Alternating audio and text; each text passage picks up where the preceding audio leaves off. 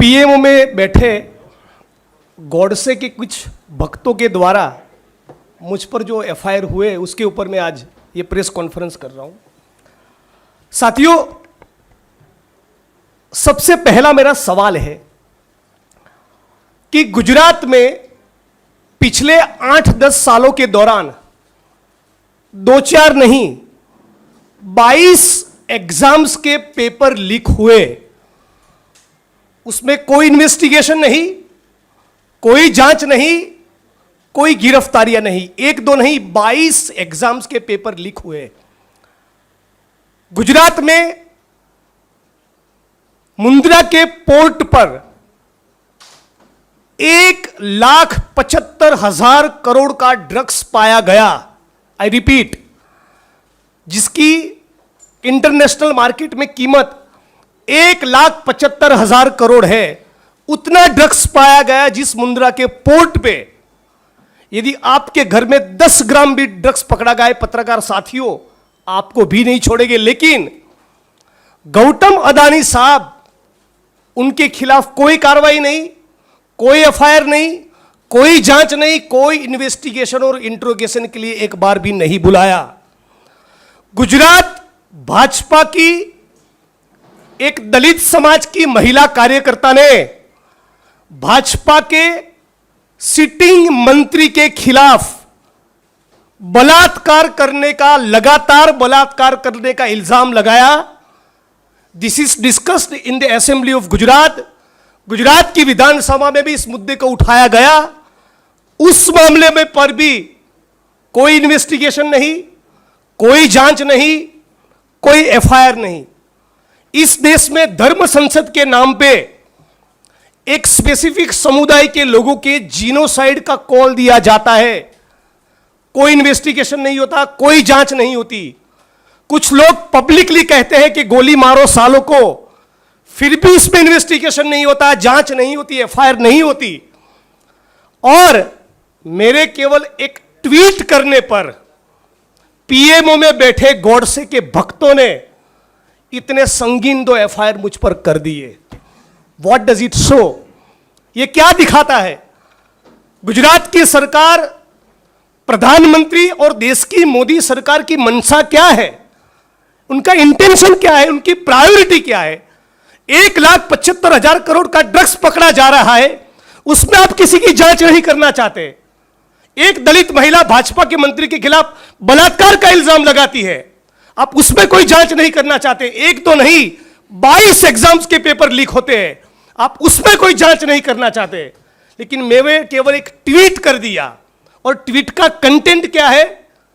मैंने केवल यही कहा कि गुजरात के हिम्मतनगर, खंभात और वेरावल, इन 3 जगह पर जहां पर कम्युनल टेंशन हुआ है, कम्युनल क्लैशेस हुए हैं, तो चूंकि जब प्रधानमंत्री गुजरात से है और वो गुजरात के दौरे पर है, गुजरात आने वाले हैं, तो मैं उनको विनती करता हूं कि महात्मा का मंदिर बनाने वाले प्रधानमंत्री मोदी साहब, इस कम्युनल इश्यूज को देखते हुए आप जब गुजरात आ रहे हैं तो प्लीज शांति और अमन बनाए रखने का अपील करें। मैंने उनको यही अपील किया है कि आप गुजरात की जनता को कहें कि दंगा फसाद ना हो, पीस और हार्मनी मेंटेन करिए। क्या इस देश में शांति और अमन बनाए रखने का अपील प्रधानमंत्री करे? ये कहना कौन से कानून के तहत ये ऑफेंस बनता है? और यदि उनको तकलीफ, मिर्ची इस बात से लगी कि मैंने ये कहा कि गॉडसे के भक्त है, तो मैं इस प्रेस कॉन्फ्रेंस के माध्यम से उनको चैलेंज करता हूं कि भैया, लाल किले की प्राचीर पे चढ़ के गॉडसे मुर्दाबाद का नारा एक बार लगा दीजिए, तो दूध का दूध और पानी का पानी हो जाए। आज जो भी सब्जेक्ट पे इस देश के न्यूज चैनल्स में डिबेट हो, वहां भाजपा के सारे पत्रकार कहे कि गॉडसे मुर्दाबाद, तो वो सवाल ही नहीं रहेगा। लेकिन आप शांति और अमन का अपील नहीं करना चाहते, और 19 तारीख को मेरे खिलाफ एफआईआर होता है, मैं सिटिंग एमएलए हूं। अचानक पुलिस रातों रात 2500 किलोमीटर की दूरी तय करके आसाम से गुजरात आती है। 19 तारीख को एफआईआर हुआ। मुझे समझ नहीं आ रहा है उन्होंने कितने बजे फ्लाइट बुक करवाया। कोकराझार पुलिस स्टेशन और गुवाहाटी 4 घंटे की दूरी है। 4.5 घंटे होते हैं। वहां से आप गुवाहाटी पहुंचते हो, गुवाहाटी से बेंगलोर का फ्लाइट, बेंगलोर से अहमदाबाद का फ्लाइट, अहमदाबाद से आप 140 किलोमीटर दूर वडगाम मेरे कॉन्स्टिट्यूंसी, वहां मुझे गिरफ्तार करने आए। मतलब कि कहीं ना कहीं एफआईआर करने से पहले आपके फ्लाइट के टिकट्स बुक हो चुके थे। इट वॉज अ प्री, क्या है, गिरफ्तारी करके मुझे ले गए, तब मुझे बता नहीं रहे। उनको मालूम है कि मैं लॉयर हूं, लॉ मेकर हूं, मुझे बोल नहीं रहे कि कौन सा मुकदमा है। एफआईआर का कॉपी नहीं दे रहे, कौन सी सेक्शंस लगी वो नहीं बता रहे। मेरे परिवार से, मेरे माता पिता से बात करने की अनुमति नहीं, मेरे लॉयर से बात करने नहीं दिया। यहां तक कानून के धज्जियां उड़ाकर एक एमएलए का जो प्रोटोकॉल और प्रिविलेज होता है उसके तरफ पूरा ब्लाटन डिसरिगार्ड करते हुए गुजरात की विधानसभा के स्पीकर को भी बताया नहीं, उनको भी बताया नहीं, उनको भी जान नहीं थी, उनको भी पता नहीं था कि हमारे एक सिटिंग एमएलए को आसाम पुलिस गिरफ्तारी करने के लिए आई है। वो जब आसाम पहुंचे, शायद उसके बाद मैं उनकी कस्टडी में गया, तब शायद गुजरात की विधानसभा के स्पीकर को बताया गया कि आपके एमएलए को हम लोगों ने गिरफ्तार किया है। तो मैं तो मानता हूं ये आसाम की पुलिस ने गुजरात की अस्मिता और गुजरात के गौरव को खंडित किया है, और ये गुजरात की सरकार के लिए शर्मिंदगी की बात होनी चाहिए। इसमें उनकी इतनी थू हुई, बावजूद उसके उनको शर्मिंदगी महसूस न हुई। एक महिला को आगे किया और दूसरा एफआईआर मुझ पे करवाया। मैं मानता हूं इससे बड़ी बुज़दिली और कायरता कुछ नहीं हो सकती। मैं ये कहना चाहूंगा कि ये है 56 इंच की कायरता, ये है 56 इंच की बुज़दिली। आप एक महिला को आगे करके 2500 किलोमीटर दूर बैठे किसी सिटिंग एमएलए के खिलाफ इतना फर्जी मुकदमा करते हैं। और ये केवल मेरा एलिगेशन नहीं, मेरे पास आसाम की जुडिशरी का बेल ऑर्डर है। क्या कहती है आसाम की जुडिशरी?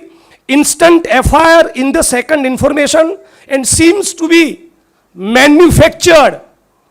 ये एफआईआर मैन्युफैक्चर्ड है, ये आसाम का जुडिशरी कह रहा है। उनका कमेंट है, this FIR is not maintainable. मेरे खिलाफ कोई मुकदमा बनता ही नहीं। आसाम की जुडिशरी कह रही है, commission of the offence under the section 353 IPC prima facie is not establish. Prima facie मेरे खिलाफ कोई केस बनता ही नहीं। No sane person will ever try to outrage the modesty of a lady police officer in presence of 2 male police officers. ये आसाम की judiciary कह रही है। The contrary to the FIR, the victim woman has deposed a different story before the learned magistrate. जज महोदय के सामने उन्होंने कुछ कहा और एफआईआर की जो सूचना है, एफआईआर में जो इंफॉर्मेशन है, जो एलिगेशन है मेरे खिलाफ, दोनों के बीच में बहुत अंतर है। कौन कह रहा है? ये बेल का ऑर्डर कह रहा है। इसी ऑर्डर में जज महोदय ने लिखा है, इन view of the about testimony of the victim woman, the instant case is manufactured for the purpose of keeping the accused Shri Jignesh Mevani in detention for a longer period, abusing the process of court and abusing the process of law. Instant FIR is not maintainable in the court of law. Honorable Guwahati court may perhaps consider directing the Assam police to reform itself. ये court का order कह रहा है कि हम गुवाहाटी की high court को appeal करेंगे कि आसाम पुलिस अपने चरित्र को सुधारे। ये आसाम पुलिस क्या कह रही है, क्या कर रही है, किसके इशारों पर कर रही है, किसके कहने पर कर रही है? जुडिशरी ने यहां तक कहा कि आपकी कस्टडी में कोई अक्यूज्ड है और आपको सब कुछ दूध का दूध और पानी का पानी करना है तो आप अपने बदन पे सीसीटीवी कैमरा लगाइए। इस प्रकार का कमेंट आसाम की जुडिशरी को करना पड़ा। इससे ज्यादा शर्मिंदगी की बात क्या हो सकती है कि आप एक महिला का इस्तेमाल एक सिटिंग एमएलए को बदनाम करने के लिए कर रहे, और इतना स्ट्रॉन्ग ऑब्जर्वेशंस होने के बावजूद भी एक बार भी आसाम की सरकार को शर्मिंदगी महसूस नहीं हुई। तो सवाल यह है कि आसाम की सरकार को अचानक क्या मन हुआ कि 2500 किलोमीटर दूर बैठे गुजरात के उस विधायक जिग्नेश मेवानी के खिलाफ एफआईआर करे। मेरा यह दावा है, मेरा यह आरोप है, यह प्राइम मिनिस्टर ऑफ इंडिया की ऑफिस से डिजाइन हुआ कॉन्स्पिरेसी है। गुजरात में चुनाव है और वो चाहता है कि मुझे बदनाम किया जाए, मुझे डिस्ट्रॉय किया जाए, और यहां तक मानो मैं कोई टेररिस्ट हूं। मेरे घर पे छापे किए, मेरे कंप्यूटर को सीज किया, मेरे एमएलए क्वार्टर पे रेड की, लैपटॉप को सीज किया, मेरे कॉन्स्टिट्यूएंसी की ऑफिस पे गए, मेरे शेयर टीम के लोगों के मोबाइल जब्त कर लिए। टीम के लोग जब अपने घर पे नहीं मिले, उनके मां बाप के मोबाइल जब्त कर दिए। मैं साथियों कहना चाहता हूं, हम लोग पेगासस के एरा में जी रहे हैं, जहां पर भारत इस मोदी सरकार के खिलाफ एलिगेशन है कि इस सरकार ने पत्रकार, ह्यूमन राइट्स का काम करने वाले वकील और विपक्ष के नेताओं के मोबाइल और कंप्यूटर में स्पाईवेयर को घुसेड़ा है, इंस्टॉल किया है गैर कानूनी तरीके से। इस दौर में जब जी रहे हैं, तो मुझे ये एप्रीहेंशन, चिंता क्यों ना हो कि जो मेरा कंप्यूटर लिया, जो मेरा लैपटॉप सीज किया, जो मेरे मोबाइल के इंस्ट्रूमेंट लिए, मेरी टीम के लोगों के मोबाइल जब्त की, उसमें देयर इज एवरी चांस कि by now they may have planted something. अब तक उन्होंने उसमें कुछ प्लांट किया हो सकता है। तो सवाल ये हो रहा है कि इतना सारा फर्जीवाड़ा करने में प्रधानमंत्री को क्या रुचि है? इतना सारा फैब्रिकेटेड केसेस करके 2500 किलोमीटर दूर एक जेल में डालकर इस देश के लोकतंत्र को, भाजपा को क्या हासिल होगा? करने के लिए बहुत कुछ है। इन सारे मामलों में सरकार कुछ नहीं कर रही है, और एक ट्वीट करने पर इतना हल्ला, इतना शोर, इतना गिरफ्तारी, आधी रात को 12 बजे मानो किसी टेररिस्ट को आप गिरफ्तार कर रहे हो। उस प्रकार का जो आपने माहौल बनाया है, मैं मानता हूं ये देश के लिए, हमारे लोकतंत्र के लिए बहुत खतरनाक है। पहले उन्होंने रोहित वेमुला को सुसाइड के लिए मजबूर किया, दलित समाज के पत्रकार साथियों को जेल में डाला, चंद्रशेखर की गिरफ्तारी करवाई, और अब ये लोग मुझे खत्म करना चाहते हैं। कोई युवा बोले, कोई पत्रकार बोले, कोई वकील बोले, और उसमें भी यदि कोई दलित समाज का युवा लीडर बोलता है, तो मोदी साहब अपने कास्ट बायस के चलते उसको हजम नहीं कर पा रहे। ये मैं आज इस प्रेस कॉन्फ्रेंस के माध्यम से आपके बीच में कहना चाहता हूं। और मोदी साहब भी गुजरात से है, हम भी गुजरात से है, तो उनको चैलेंज भी देना चाहते हैं कि मैं अपने खिलाफ जो मुकदमे हुए, मैं उसको जेल लूंगा, मैं वो सब सहन करूंगा। अपने खिलाफ जो केस हुए दोनों, उसको वापस लेने की बात नहीं कर रहा हूं। लेकिन जिस प्रकार से गुजरात में पाटीदार कम्युनिटी के ऊपर हुए आंदोलन के दौरान के सारे केस वापस लिए, उसी प्रकार मेरे विधानसभा क्षेत्र वडगाम में जो भी माइनॉरिटी समाज के साथियों के ऊपर मुकदमे दर्ज हुए, और ऊना के आंदोलन के वक्त जो एफआईआर हुए, जो मुकदमे दर्ज हुए, वो सारे केस आप वापस लीजिए। नंबर 2, ये 22 पेपर लीक हुए, उसको स्पेशल इन्वेस्टिगेटिंग टीम के द्वारा उसकी जांच करवाइए। नंबर 3, ये मुंद्रा के पोर्ट पर 1,75,000 करोड़ का जो ड्रग्स पाया गया, उसमें गौतम अदानी का इंट्रोगेशन करवाइए। और यदि इस सारे मामलों में आप 1 महीने के दौरान कोई कार्रवाई नहीं करेंगे, तो मैं चैलेंज के साथ कह रहा हूं, 1 जून पे इंडियन नेशनल कांग्रेस का गुजरात चैप्टर और हम सारे गुजरात के लड़ने वाले लोग सड़क पर उतरेंगे, और गुजरात बंद का इस मंच पर से मैं कॉल दे रहा हूं। मोदी जी, आप भी गुजरात से हैं, मैं भी गुजरात से हूं, आप भी समझ लीजिए, जैसा कि मेरे साथी ने कहा, फ्लावर नहीं फायर है, झुकेगा नहीं। It's my challenge to you, prime minister of India. Thank you so much. धन्यवाद जिग्नेश भाई। राजेश भाई, आप कुछ ऐड करना चाहेंगे?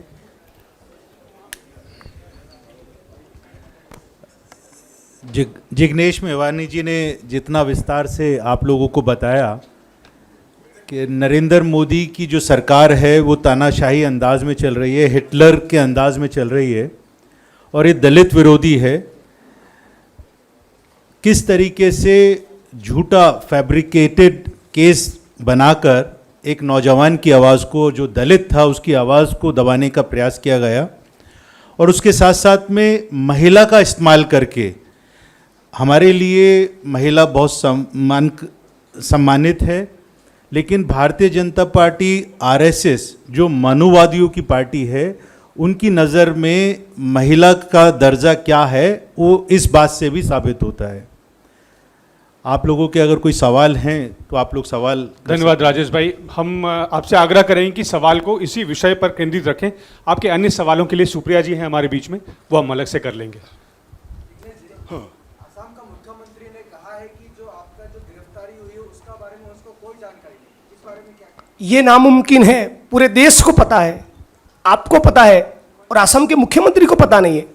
मैं उनकी कस्टडी में हूं, एक के बाद एक एफआईआर मुझ पर हो रही है। इतना हल्ला हो रहा है, डेली प्रोटेस्ट गुजरात में हो रहा है, पूरे देश में हो रहा है, असम में हो रहा है, और उनको पता नहीं है। उन्हीं ने उनके पॉलिटिकल बोसिस की सूचना के तहत ये ऑफेंस दर्ज करवाया हो सकता है। और जब असम की जुडिशरी आपको इतना लताड़ रही है, उसके बाद भी आप सुधरने को तैयार नहीं है, ये सवाल पूछना चाहता हूं। मेरा ऑब्जर्वेशन एक बात है, जुडिशरी का ये कहना है कि Assam is becoming a police state. ये शर्मनाक बात है।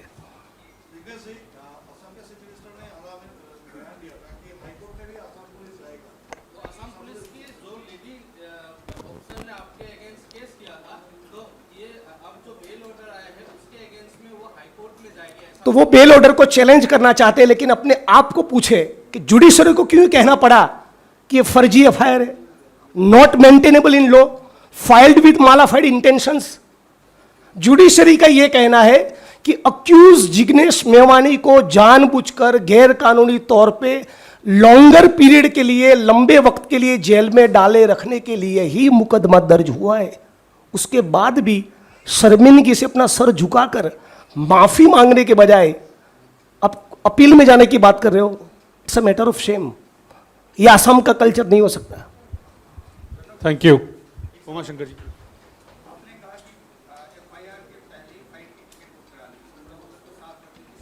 हाँ, ये 19 तारीख को मेरे खिलाफ एफआईआर हुआ। कोकराझार से गुवाहाटी का एयरपोर्ट 4 घंटे की दूरी पर है। गुवाहाटी से अहमदाबाद के डायरेक्ट फ्लाइट मिले तब भी आप अहमदाबाद लैंड करोगे, वहां से 140 किलोमीटर की दूरी पर मेरा विधानसभा का क्षेत्र हो रहा है। तो जिस मोमेंट पर एफआईआर हुआ, नेक्स्ट मोमेंट पर आपने गाड़ी निकाली और गुजरात के लिए निकल गए। Is it possible? और महिला वाला जो एफआईआर है, 5 पुलिस की गाड़ियों का काफला, मेरे बगल में ही उस पुलिसकर्मी को क्यों बिठाया? She could have been in any of the vehicle. Court का भी यह कहना है, मतलब कि यह प्री प्लान कॉन्स्पिरेसी है।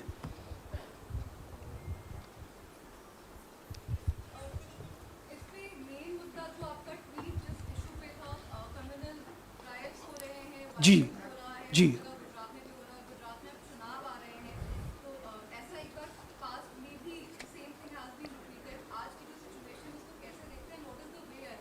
वही मैं कहना चाह रहा हूं कि यदि मेरे विधानसभा क्षेत्र में कोई कम्युनल क्लैश हो जाए, दंगा हो जाए, तो बतौर भारतीय नागरिक, बतौर एक इलेक्टेड रिप्रेजेंटेटिव मेरा क्या रिस्पॉन्सिबिलिटी होना चाहिए? यही कि शांति और अमन बनाए रखने का मैं अपील करूं। तो जब गुजरात में 3 जगह पर दंगे हुए, इस प्रकार का कम्युनल टेंशन खड़ा हुआ और प्रधानमंत्री आ रहे हैं, तो उनका क्या रिस्पॉन्सिबिलिटी बनता है? शांति और अमन का अपील करना। इतना करने को तैयार नहीं है। और फिर महात्मा का मंदिर का निर्माण करते हो, गांधी जी का चश्मा उठाकर उसको स्वच्छता के कैंपेन के साथ जोड़ते हो, अहमदाबाद के साबरमती आश्रम को रिनोवेट करवाते हो, दिल्ली में गोडसे और मुंह पर गांधी का नाम। ये ठीक नहीं है। Thank you. पूरा जो मामला हुआ है, आपने कहा है कि गुजरात में सड़क पे उतरेंगे आप लोग, क्या अदालत का भी रुख करेंगे? जिस तरह एक ट्वीट को लेके अरेस्ट किया गया एक एमएलए को। Congress party has been solidly with me. PCC president of Gujarat, PCC president of Assam, everybody has provided me legal assistance. तो आगे भी कोई भी कानूनी मदद की जरूरत रहेगी तो पार्टी सॉलिडली विथ मी, उसका सवाल नहीं। सवाल ये है कि इसके बावजूद, इतने स्ट्रॉन्ग ऑब्जर्वेशन के बावजूद भी मुझे कोर्ट में जाना पड़े।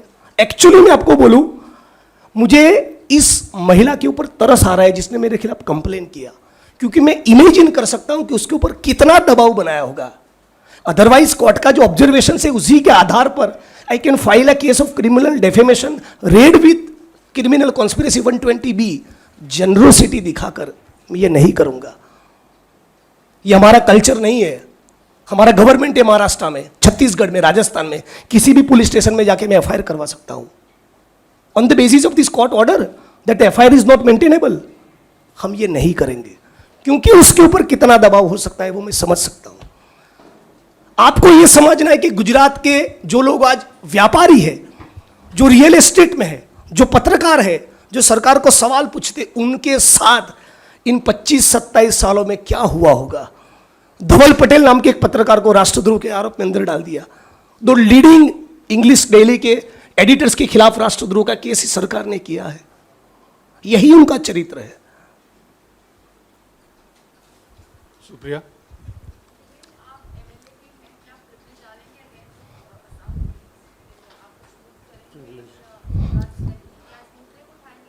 विधानसभा में मुद्दे को उठाएंगे, सड़क में भी उठाएंगे, लेकिन फ्रैंकली मैं कह रहा हूं, इतना सब होने के बावजूद उनका जो अटेम्प्ट था टू हैरेस मी, एक्चुअली मुझे हैरेस नहीं कर पाए। वो अपने माइंडसेट का भी मामला होता है। तो मेरे मन में कोई वेंडेटा नहीं है, कोई विंडिक्टिवनेस नहीं है। मैं यही चाहता हूं कि सरकार को शर्मिंदगी महसूस हो और बाकी के जो मैंने सारे मुद्दे उठाए उस मुद्दों पे कार्रवाई करो ना। गुजरात का जो यूथ है उसको आप नशे की लत लगाना चाहते हो, उसकी रगों में खून के बजाय ड्रग्स भरना चाहते हो, इससे ज्यादा खतरनाक तो क्या हो सकता है। ये 25-50 ग्राम का मामला नहीं, 25,000 टन हेरोइन ड्रग्स, और अदानी साहब के पोर्ट पे लगातार आ ही रहा है। 21,000 करोड़ का, 600 करोड़ का, 9,000 करोड़ का, 50 करोड़ का, 55,000, टोटल अब तक 1,75,000 करोड़ हो गया। आप उसको एक बार पूछ नहीं रहे। यदि आपके और हमारे घर से थोड़ा भी ड्रग्स पकड़ा जाए, छोड़ेंगे आप सारे पत्रकार हैं बावजूद उसके? आपके ऊपर तुरंत गिरफ्तारी होगी। कम से कम आपको इंट्रोगेट किया जा रहा है। इस गौतम अदानी साहब की कोई पूछताछ ही नहीं हो रही। कौन है वो? Is he beyond law? Is he beyond Indian constitution? क्योंकि पीएमओ के साथ उनके गहरे ताल्लुकात है, क्योंकि मोदी साहब से बहुत गहरी दोस्ती है। ये भाजपा, पीएमओ और गौतम अदानी तीनों की मिली भगत के बिना इतना ड्रग्स गुजरात में आना, देश में आना नामुमकिन है। और ये मैं बाहर प्रेस कॉन्फ्रेंस में निकलने के बाद ट्वीट करने वाला हूं, और मैं 24 घंटा दिल्ली में हूं। एफआईआर करना हो तो कर लीजिए।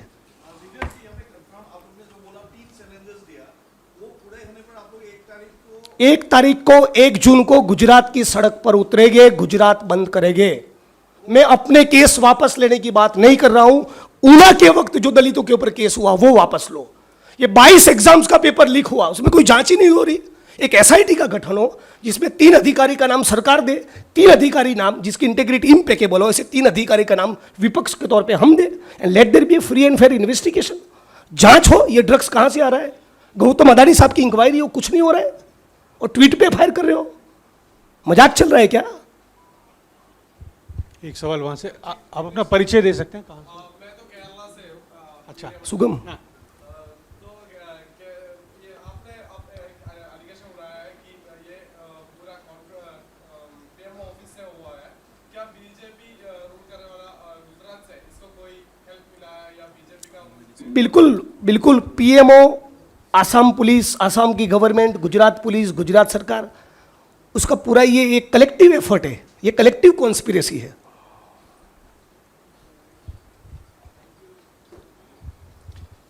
Thank you everyone. एंड जिसको और सवाल हों जिनके अलग से, वो सुप्रिया जी हैं यहाँ, तो आप पूछ लीजिएगा। Thank you everyone. Thank you so much, thank you so much.